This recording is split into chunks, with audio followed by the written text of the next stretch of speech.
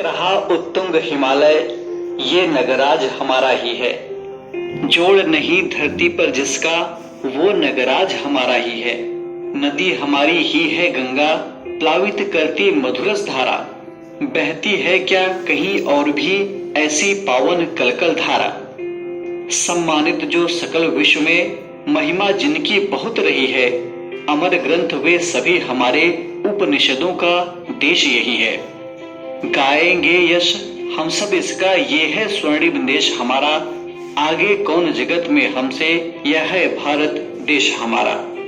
मूल रूप से तमिल में लिखी गई ये कविता, यह है भारत देश हमारा की ये कुछ अनुदित हिंदी पंक्तियां हैं।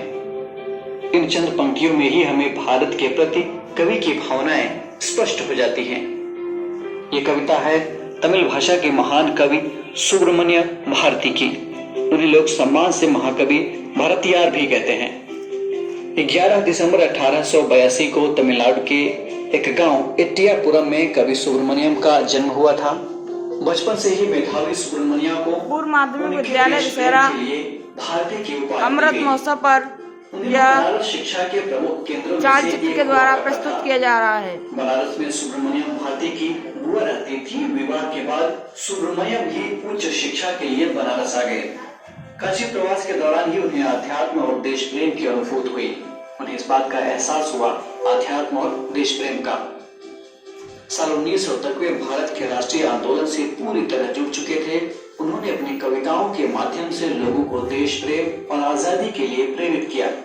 उनकी कविताओं में उनका देश प्रेम, नारी के प्रति सम्मान और समाज में सभी के प्रति संवेदना स्पष्ट दिखाई देती थी, नजर आती थी। सुब्रमण्य भारती को तमिल के अलावा हिंदी, इंग्लिश और संस्कृत आदि भाषाओं का बेहद ही अच्छा ज्ञान था। हालांकि मातृभाषा तमिल होने के कारण तमिल से उन्हें स्वाभाविक तौर पर विशेष लगाव था। बंकिम चंद्र चटर्जी द्वारा रचित वंदे मातरम गीत उनका बेहद ही प्रिय गीत हुआ करता था। इस गीत का उन्होंने तमिल में काव्य शैली में अनुवाद